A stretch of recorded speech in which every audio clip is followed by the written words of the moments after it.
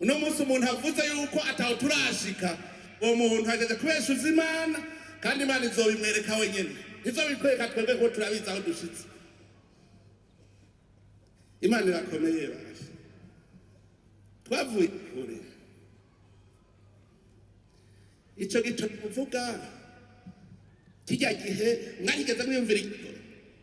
ntimubivuga ko mufise ingendeshwa mugendesha amabarabara ngo ibarabara rimeze nabi kuko ufise ingendeshwa ugendera muri iryo barabara. Ico gihe tubonye ibarabara twaca turihunga. Uno munsi harageze katuvuga ngo duhe igitoro reka vyose bizoze igitoro n'akantu ubusa ntuze ugitoro n'ubusa mugakaratesheje ubwoko abantu ako kantu ubusa karatesheje ubwoko abantu kugira Imana ibageze ibone umutima wanyu aho ugeze ngo nabacishije mu bugaragwa hari inzoka zirimo ubumara bukaze ahatagira amazi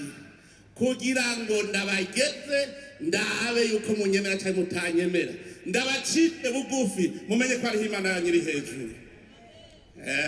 None turi mu rugendo ababonye tubuze igitoro bacira cinkokora bagataka kurundi nyuma bagenda muri les années 90.